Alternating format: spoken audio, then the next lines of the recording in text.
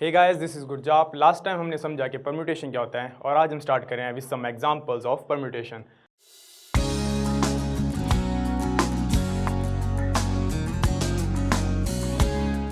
तो फर्स्ट है, हमें दिया है that 5pr is equal to 2 times 6pr-1 और हमें r की वैल्यू फाइंड आउट करनी है। तो लेफ्ट हैंड साइड में परम्यूटेशन का formula we get 5 factorial over 5 minus r factorial is equal to 2 times 6 factorial over 6 minus r-1 factorial. तो यहाँ पे ब्रैकेट ओपन करा, we get 2 times 6 factorial divided by 6 minus r minus minus plus, तो 6 minus r plus 1 factorial which is equal to 2 into 6 factorial, 6 plus 1 7, we get 7 minus r factorial. तो हमारे पास left hand side आ गई 5 factorial divided by 5 minus r factorial और right hand side आ गई 2 times 6 factorial divided by 7 minus r factorial. तो अब हम क्या करेंगे, यहाँ पे जो 6 फैक्टोरियल है इसको एक्सपेंड करेंगे और जो डिनोमिनेटर में 7 माइनस r फैक्टोरियल है उसको भी एक्सपेंड करेंगे। So we can write 2 times 6 factorial को एक्सपेंड करते हैं हम 6 इंटू 5 इंटू 432, तो हम सिर्फ 5 फैक्टोरियल पर रुक जाएंगे डिवाइडेड बाय 7 फैक्टोरियल को कैसे एक्सपेंड कर सकते हैं हम, एक हमने इसमें कम करना है। तो 7 माइनस r से कम क्या होगा, एक 7 माइनस r माइनस 1, तो हमें क्या मिल जाएगा 7 माइनस 1 6 माइनस r। तो 7 माइनस r से छोटा क्या होगा 6 माइनस r, वैसे ही 6 माइनस r से छोटा क्या होगा 5 माइनस r। तो अब इसको अगर हम एक्सपेंड करें we can write it as 7 minus r into 6 minus r into 5 minus r factorial. यहाँ पे रुक जाएंगे। तो अब लेफ्ट हैंड साइड और राइट हैंड साइड में 5 फैक्टोरियल है, कैंसल, यहाँ पे भी 5 माइनस r फैक्टोरियल है, दोनों कैंसल। तो we get 1 is equal to 2 into 6 divided by 7 minus r into 6 minus r, cross multiply, we get 7 minus r into 6 minus r is equal to 6 twos 12। अब इसको solve करेंगे, so we can right, अब इसको open करना है तो 7 6 ज़ 42 into 7 into r 7r minus 7r, वैसे ही minus r into 6 we get minus 6r and minus r into r we get r square plus r square is equal to right hand side 12। तो इसको sort करते हैं, we get r square 7r minus 6r we get minus 13r plus 42 is equal to 12 को यहाँ ले आए, we get r square minus 13r plus 30 is equal to 0। अब इसके हमने फैक्टर्स बनाने हैं, तो ऐसे हम कौन से दो हमारे पास नंबर आ सकते हैं जिसको प्लस माइनस करके वी गेट 13 और मल्टीप्लाई करके वी गेट 30, तो वो कौन से होंगे, माइनस 10 और minus 3 we get r square minus 10r minus 3r is equal to 30, sorry minus plus 30 is equal to 0। तो यहाँ पे फैक्टर बना रहे हैं हम, मैं क्या करूँगा, पहले फैक्टर बनाऊँगा हम 10 यहाँ से कॉमन ले लेता हूँ, यहाँ से ले सकते हैं हम इन दोनों में से r कॉमन और यहाँ से ले सकते हैं हम 3 common. So we get r into r minus 10 minus यहाँ से 3 कॉमन लिया, we get 3 into r minus 10 is equal to 0। यहाँ में से भी क्या कॉमन आ गया, इसमें से होल में से r माइनस 10 कॉमन, इसमें से r minus 10 common, so we gate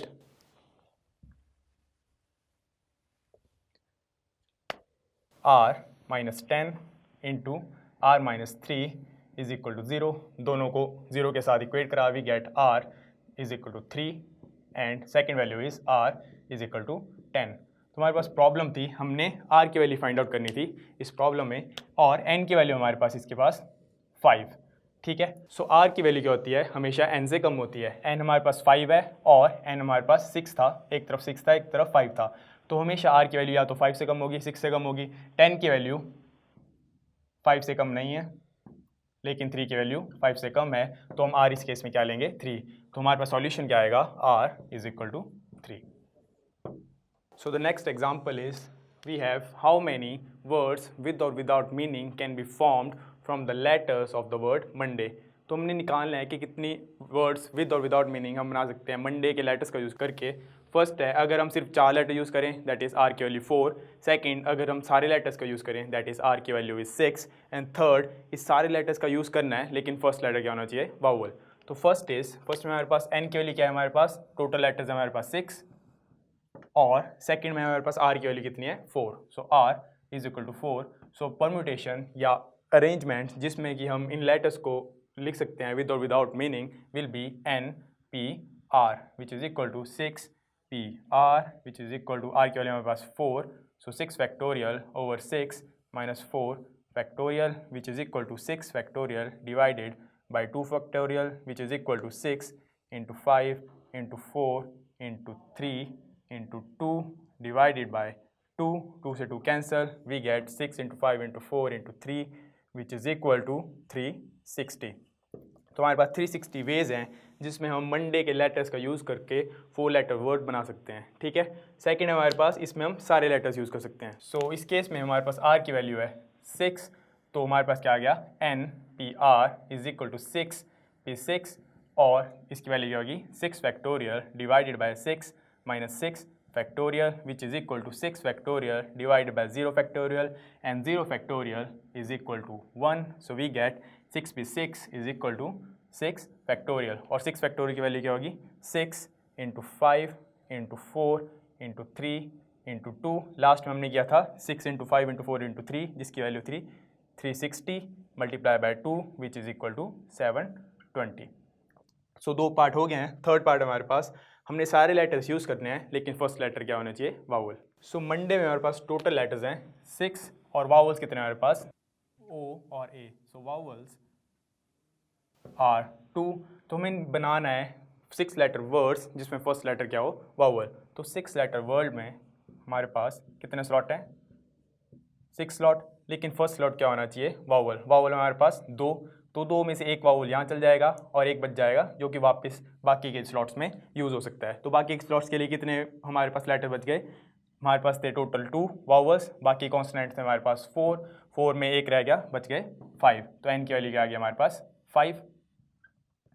तो फर्स्ट स्लॉट के लिए 2 वावल्स में से एक यूज़ हो गया, मतलब 2 में से हम एक परम्यूटेशन कर रहे हैं, तो इसकी वैल्यू क्या होगी 2 फैक्टोरियल और बाकियों के लिए हमारे पास टोटल एन की वैल्यू है 5 और स्लॉट भी कितने हमारे पास 5। सो बाकी स्लॉट्स के लिए हमारे पास आ गया permutation N P R is equal to 5 P 5 which is equal to 5 factorial और फर्स्ट स्लॉट के लिए हमारे पास है 2 फैक्टोरियल। तो टोटल परम्यूटेशंस कितनी हो सकती हैं, ये होगी 5 factorial multiply by 2 factorial which is equal to 5 into 4 into 3 into 2 multiply by 2, so we get 5 4 20, 23 is 60, 60 into 2 120 and 120 into 2 240. So there are 240 ways in which we can arrange the letters of the word Monday in which first letter is a vowel. So before the next question हमारे पास एक important point है जो हम discuss कर लेते हैं। तो suppose हमारे पास n objects हैं और इन n ऑब्जेक्ट्स में कुछ P1 ऑब्जेक्ट्स हैं जो कि सेम काइंड है, तो P1 are of same kind. कहने का मतलब है अगर हमारे पास n ऑब्जेक्ट्स से 5 ऑब्जेक्ट्स हैं, मतलब 1 1 1 2 3 5 ऑब्जेक्ट्स हैं सपोज, और उसमें P1 ऑब्जेक्ट सेम काइंड है, तो P1 ऑब्जेक्ट क्या हुए 1 1 3 बार आ रहा है, 1 सेम काइंड है तो 1 को मान लेंगे हम कुछ P1 ऑब्जेक्ट्स, ठीक है। तो ये सिंपल एग्जांपल आपको बताने के लिए। तो सपोज हमारे पास n ऑब्जेक्ट्स हैं, P1 objects are of same kind, फिर उसके बाद P2 कुछ और नंबर ऑफ ऑब्जेक्ट्स हैं एक ही काइंड के, so P2 are of same kind, similarly up to so on Pk are of same kind.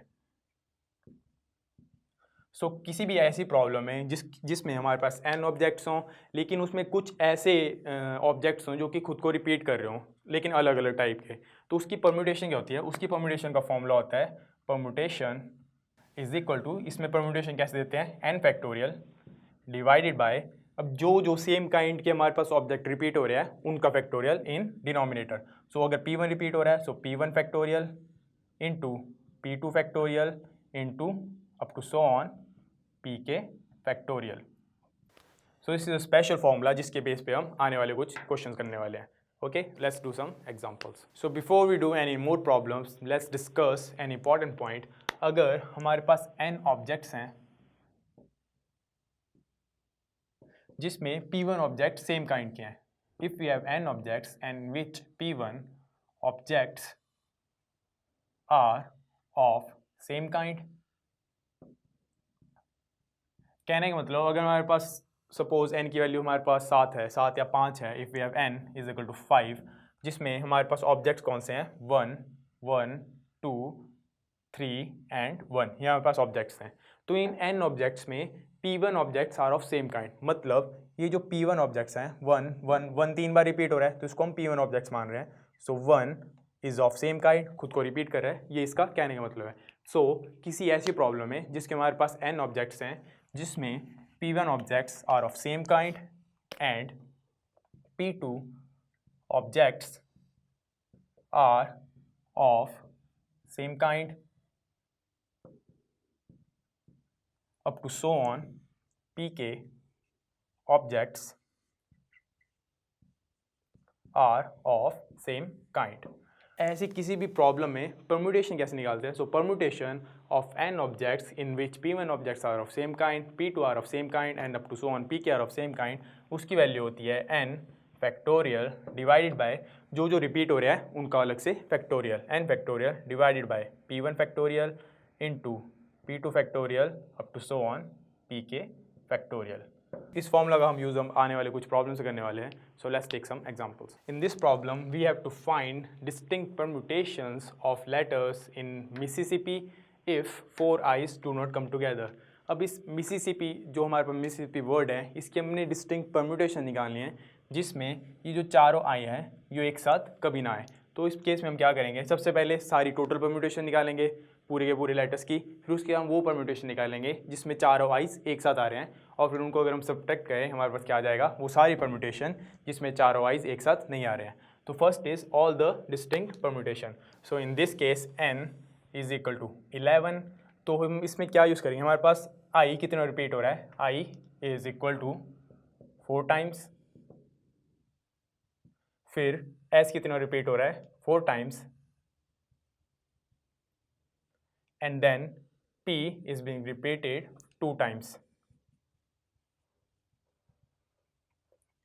So in this case हमारे पास n की वैल्यू 11, हमें परम्यूटेशन निकालनी है जिसमें n इज इक्वल टू 11, जिसमें i 4 टाइम रिपीट हो रहा है, s 4 टाइम रिपीट हो रहा है और p 2 टाइम रिपीट हो रहा है। तो परम्यूटेशन क्या बन जाएगी, 11 फैक्टोरियल डिवाइडेड बाय जो रिपीट हो रहे हैं उनके factorial, 4 factorial into 4 factorial into 2 factorial, जिसकी वैल्यू आ जाती है 3 4 6 5 0 के इक्वल। तो हमारे पास आ गई टोटल परम्यूटेशंस, इसको साइड में लिख लेते हैं, 3 4 6 5 0 इज टोटल परम्यूटेशंस। अब हम वो सारी परम्यूटेशन निकालेंगे जिसमें i एक साथ आ रहा है। सो अगर हम सारे के सारे आइस को एक साथ एक जगह पे इकट्ठा कर लें, तो अगर हम मान लें कि हमारे पास आई चारों आई एक साथ है, इसको हम अगर एक लेटर मान लें अलग से और बाकी के लेटर्स को फिर से लिखें, we get m s s s s p p, ये आ गया हमारे पास टोटल लेटर्स। तो आई अगर एक साथ आ रहा है तो हमारे पास टोटल लेटर कितने बन गए, 1 2 3 4 5 6 7 एंड 8। तो n की वैल्यू किस में आ गई 8 के इक्वल, और रेपिटेशन किस में हो रही है, s आ रहा हमारे पास 4 टाइम्स, p आ रहा हमारे पास 2 टाइम्स। तो इस केस में परम्यूटेशन क्या आ जाएगी, we get 8 factorial divided by जो रिपीट हो रहे हैं that is 4 factorial into 2 factorial. तो all the permutation in which 4 I's come together is equal to 840। तो हमारे पास टोटल परम्यूटेशंस हैं, वो सारी परम्यूटेशंस हैं जिसमें आई एक साथ आ रहा है, तो हमें वो निकालनी है जिसमें आई एक साथ ना आ रहा हो। तो हम क्या करेंगे, टोटल में से जिसमें आई एक साथ आ रहा है उसको सब्ट्रैक्ट करेंगे। So we get all the total permutations in which 4 I's do not come together is equal to 3 4 6 5 0 minus 840, which is equal to 3 3 8 1 0.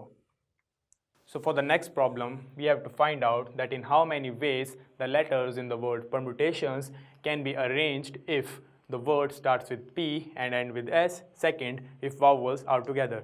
मतलब फर्स्ट पार्ट में हमने क्या निकालना है, हमने वो सारी अरेंजमेंट निकालनी है जिसमें ये जो परम्यूटेशन है इसकी लेटर्स में फर्स्ट लेटर P हो, सेकंड लास्ट लेटर S हो, मतलब S और P हमारे पास फिक्स्ड हैं, इनकी वैल्यू या इनकी पोजीशन चेंज नहीं हो सकती। तो हमारे पास बाकी कितने के लेटर्स बच गए, हमारे पास बच गए ERMUtations, मतलब टोटल n इज इक्वल हो गया हमारे पास 10, क्योंकि बाकी पोजीशन क्या है प्री ऑक्यूपाइड है, और हमें क्या निकालने है इसकी arrangements.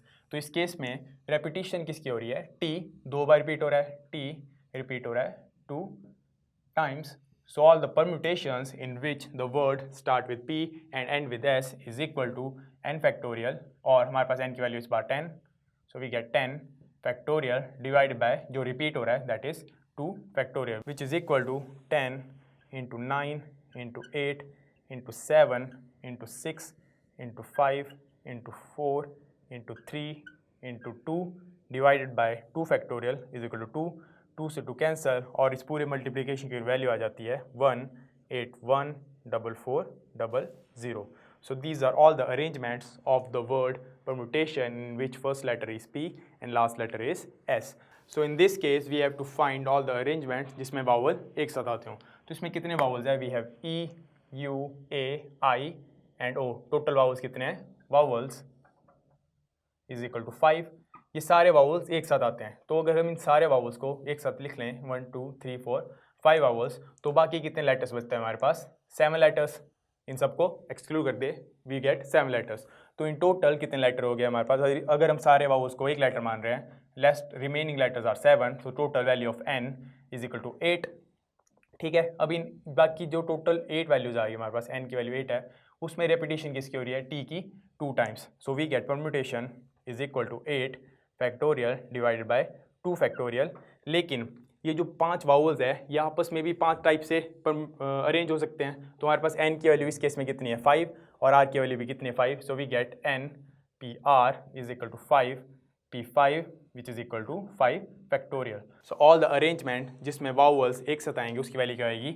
8 factorial over 2 factorial multiply by ये जो सारे वावल्स हैं उनके arrangement which is equal to 5 factorial, and its value is equal to 2419200, which is the required result. So guys, this was it for today.